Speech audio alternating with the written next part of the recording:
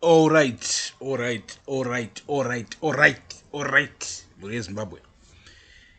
Tiri kusangana nasu uno uri musi wa 7 August 2020 out there who gave us this day ranas. So muri Zimbabwe, things are happening. This is the Zim update edition, Zim update evening edition every day na 7 p.m. nenwenyu super nexus sezva muri kungoona tiri mu newsroom zvinhu zvichiitika. So muri Zimbabwe, a lot is happening muno muZimbabwe right now. Our main headline, kubatwa Kwiyo kwemukomana, kugadzikwa mdish kwemukomana. But we're going to come back to that because there is also a lot more that is happening. Muri Zimbabwe ndoda kutanga. I just want to let me do this. Ndisataurisa too much. Let me do this. Regai tipinde muka video aka because internet haikangamu. That's the good thing. Vazhinji venyu ava imbavha ende nemukuru wenyika ndiri mbavha hombe nokuti vazvinoita nezvokudika. Kana iwe mukuru uchiba, vadikiwo vachateera vachiba. Vanoitira kuti kana wazoda kuti iwe vakuda kuvataura kuti iwe uri kuba kana kuti kuita sei, iwe hauna remuromo raunokwanisa kuti uvataurire nokuti iwewe ndiwe mbavha hombe, nekuti vachakutaurira iwe kuti iwewe tanga waregera zvauri kuita zvokuti isusuwo tiregere. Saka imi mukuru ndine mbavha hombe, mapaza nyika. Vazhinji venyu ava imbavha. All right. So muri Zimbabwe, inini I like kutaura zvinhu semunhu, sezvo tiri vanhu vanoedzwa, vanowira mumatemptations. But I just want to say, look at Comrade Mapfumo. Look at Mapfumo Thomas, and listen to what he just said here. Panapa ari kutaura achishoropodza government to the core. He's just saying it's imbava. And then this same guy unouya kwatiri achitiudza kuti imimi kana muchiti wiki uchivha imbavha mungasungweka. Muri Zimbabwe, what is this? What is going on with us as a nation? Are we tasvika pa level kuti in reality atina ma-principles and atitorina ma-principles, zvingori zvinhu zvokungoita because I'm gonna get paid. As long as vachindibhadhara, I'm just gonna think wiki nochivhaya wandipa Toyota ndichatenda ndigoita sei. Because you see, muri Zimbabwe, isusu tisu the only voice rasara muri Zimbabwe. Muripo pano muneni super nexus, tisu the only voice retruth rasara. Tarisai muona. And you see, it's a problem because maZimbabweans anonyengereka ende munoona chikristu chakatipinda senyika mubrain zvokuti we are easily manipulated. You understand how? Kura kuti iwewe kana munhu akaba mari yenyika and then obuya oitira something good to kuvanhu 10 kuvanhu 20 and then you want thank that person. Why are you jealous? Why une jealous iwewe kuti wiki une mari yake? When we have evidence yekuti wiki haisi mari yake, because iye pachake wiki wakazvitaura audio ikalika. Right, muri Zimbabwe, now let's get into the real story. Ndaida ngoti tange na Mapfumo because Mapfumo I was like so let's get into the real story, which is nyaya iri kuitika behind the scenes right now within the deep state. Muri Zimbabwe, Mnangagwa hapana kumirira zvakanaka. Mnangagwa right now pakamushatira zvokumushatira zviya vakomana vakumutevera on a very high speed.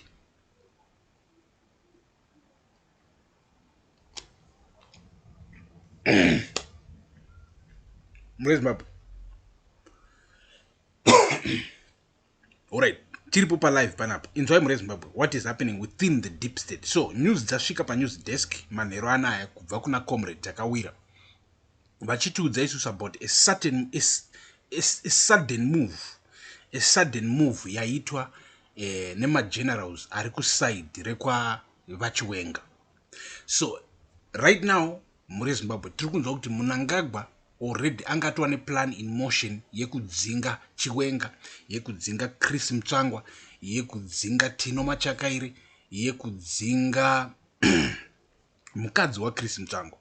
But these are not the only people who are being targeted, but these were amongst the first batch yekudzingwa muZimbabwe. Right, so plan yanga iri kuti vachipedza kudzinga these 4 votevera kudzinga ani chiwenga. But tiri kunzwa kuti the plan yaitwa counter move pakandikwa chijoka right now, and Akanda Chijoka is one of the well-known comrade anofamba nava Henry Muchena. Henry Muchena, I think most of you now you know who is Comrade Henry Muchena. Right. Muri Zimbabwe, Comrade vana va Henry Muchena vaita move yaloka move ranga chidaitwa na Mnangagwa, and that move ndeye kuswededza wamuno watinoti isusu Chief Justice Elizabeth Gwaunza padhuze. Right, muri Zimbabwe tiri kunzwa isusu kuti Chief Justice Elizabeth Gwaunza vaita another, which is the second meeting. And you have to understand how these things gets dangerous, how these things shake the state house, shake Mnangagwa. Because muri Zimbabwe, in the game of politics, mugame politics hakuna kunzi une absolute power. Kana ukachinjigwewo nemunhu akaita sa Elizabeth Gwaunza anova Chief Justice, unodonedzwa anytime, because once the courts make a ruling, now it will be easy for any state institution inoda kupikisa kuti ukupikisa. So let me get into this muri Zimbabwe, because it's big. So this series of meetings, quite meetings, you think kuti meeting is nothing, but meeting is alignment. And Elizabeth Gwaunza right now ndiye munane bora muZimbabwe. How? Because right now chinhu one chakamisa chiwenga faction kuita ma moves are dangerous or whatever is the pending court case yema comrades ari kufamba iwo na Love Momaduku. That one court case yakabata zvinhu zvese muZimbabwe, yakamisa zvinhu zvese muZimbabwe. And Elizabeth Gwaunza ari iye Chief Justice, she will be the one with the voice, the last say, we have the last word. Kuti, how are we going to judge this constitutional court case? Mure Zimbabwe, this is big. So, this is the second meeting yatiri kuripota pano pamuzinda wevanhu neni Super Nexus. Triple live. Welcome kuri vari kujoina. This is our program every day, the Zim update every day na 7 p.m. So remember to tune in, because ndopateke tichibudisa information yese about everything that is happening, kubva zvikuitika deep state mukati megovernment kusvika zviri kunyangadza mastreets and everywhere, kusvika ndizvo zviri mumanewspaper muri Zimbabwe. And I am saying kwamuri, magenerals achiwenga, the comrades vachiwenga vabata Mnangagwa Kwiyo nekudonzera Chief Justice padhuze. For this is the second meeting we are reporting this. Is it still this week? Yes, this week. That's being Friday. So Zimbabwe, tiri ipapapo, a lot more is happening, and I have to give you this. So mapfumo tataura nezvake ndo watavhura naye. Mapfumo ndo watavhura naye bozi. Ndaperegwa, to see him say what he was saying and changing now. Ndaperegwa. So let me get into zvinohlisa zvikuitika muZimbabwe, and zvotohlisa. let me get this. This is on Newsday. Zimbabwe iya muri Zimbabwe Mnangagwa ava kuwedzera surveillance system kuonekwa every pauri kuinda ma one but manesa asiri kuhora pasi kuita zvinhu vari kuinvesta in a surveillance system ndo inonzi total state control muri Zimbabwe. Total hanzi Newsday inenge ritodzvengwa nezviri kuitika. Hanzi Zimbabwe expands AI traffic cameras to tackle $400 million road crash losses. Mnoiza inonzi propaganda. And the Newsday vabiwa ni propaganda yeZANU-PF.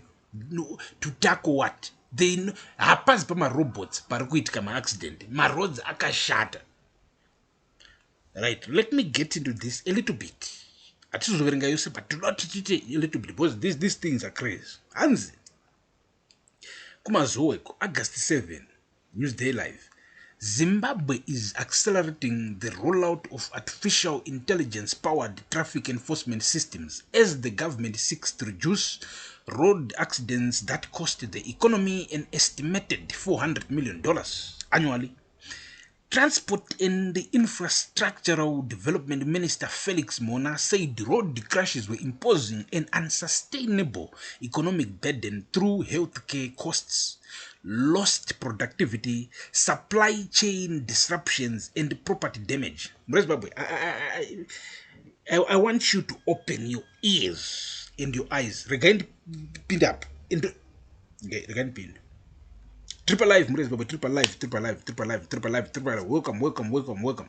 And the cost of road crashes in Zimbabwe averages around $400 million per year. Mona said on Friday during the launch of the 2026 Heroes and Defense Forces Road Safety Enforcement and Educational Awareness Campaign in Mazoe. Now, Zimbabwe, I want to talk about this.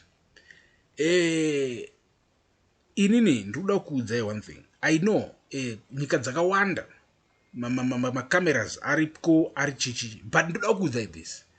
Pakatozosara kuiswa makamera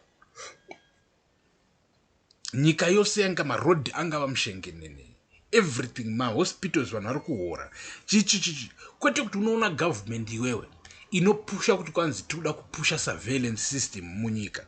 Iyo accidents emuZimbabwe anonzi kwanzi anoda surveillance yekudi they are actually blaming Zimbabweans for bad driving. Do you understand that part?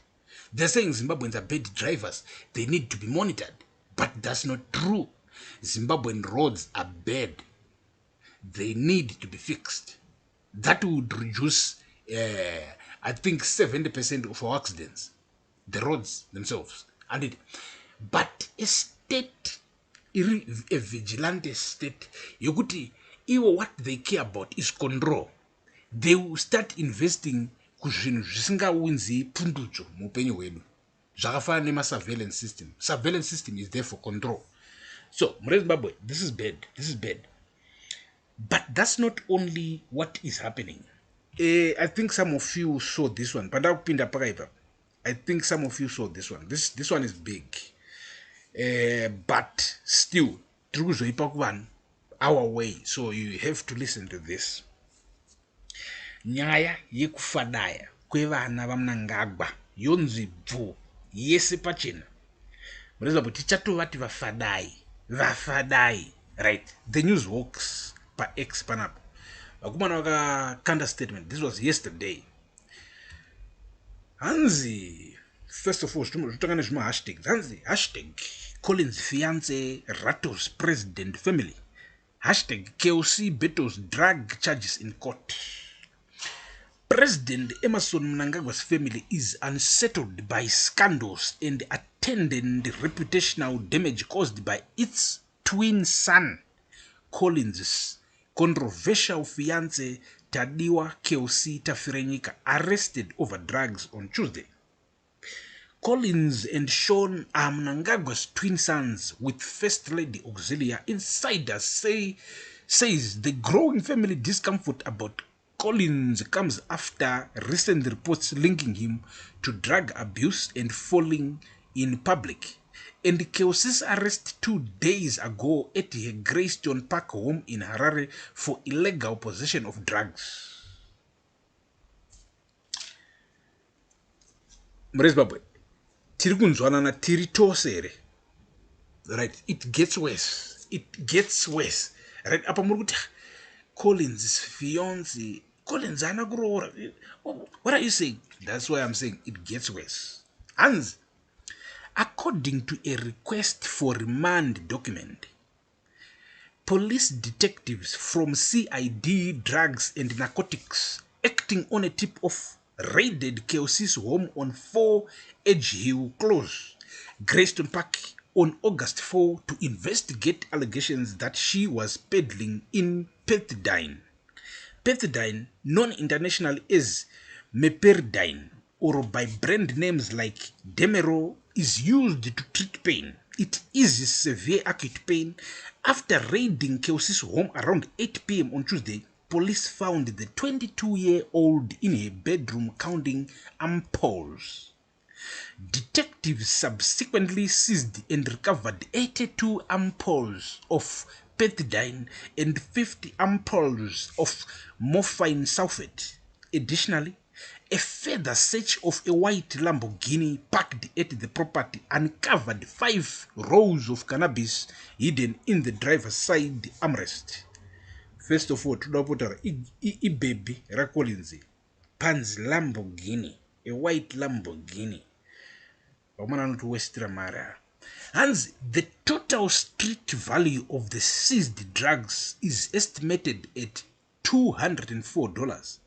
As a result, she was arrested and charged with unlawfully dealing in dangerous drugs under Section 156, subsection 1A of the Criminal Law Codification and Reform Act.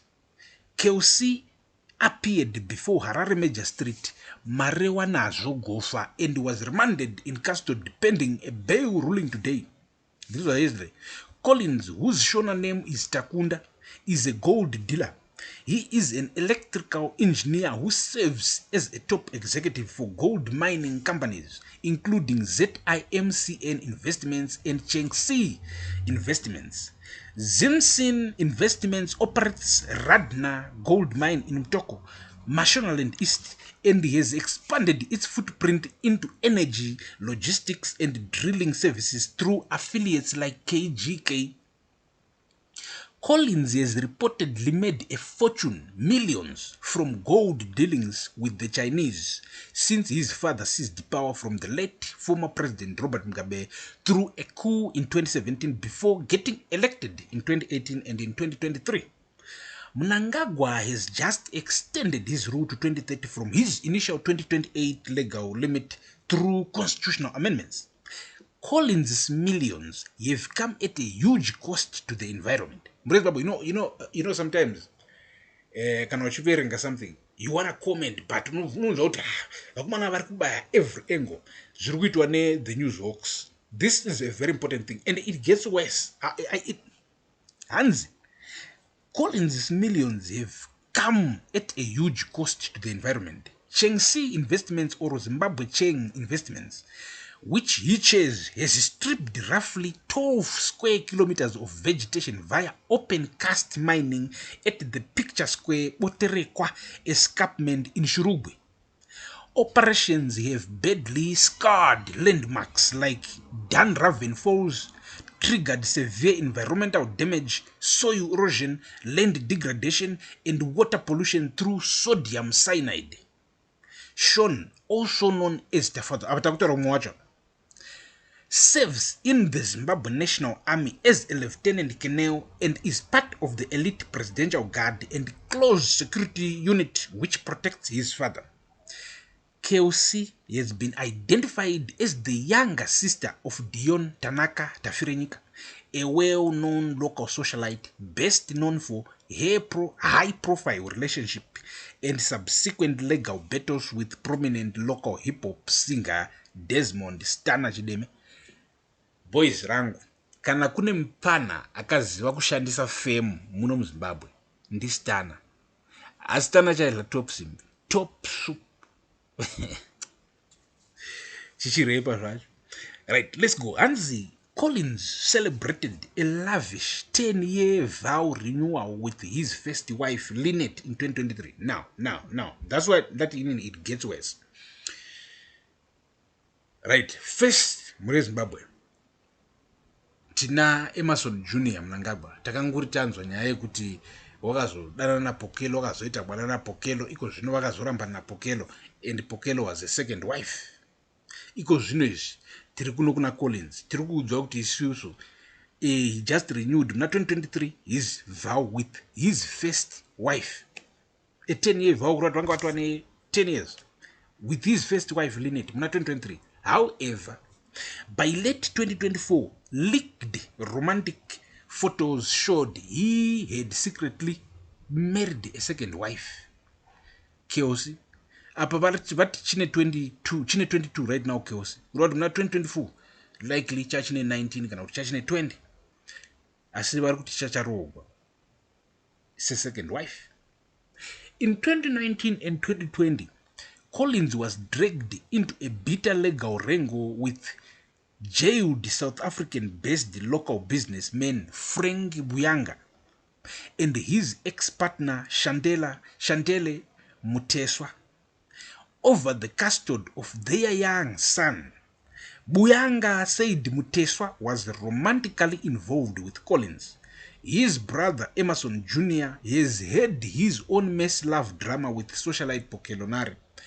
Collins' other brother David Kudakwashe, finance deputy minister married to Rashida Travers, had an entanglement with Au Marie Iris Ho. Sean is married to Varaidzo and keeps his personal life mostly private. We am soldier. Right, Zimbabwe, ichi ndo chibebi chacho ichi. Vakumana. Ndo zateti charoti vakaita mari vakumana. Always, mchifunga kunodla vana handiti, but muri kuwaste ma-state resources. Just imagine kuti muri vangani vanhu vari kuita zvinhu zvisina basa. Hobo muchingotengera mabhebi maLamborghini kudai zvinhu zvisina nebasa rese, vanhu vachitambura homes edu achienda kuzvipatara kusina mishonga, imi muchingobhola busy kungorarama chilife chimwe handiti chiexotic kuita sekuti kurarama chilife chemusic video pasine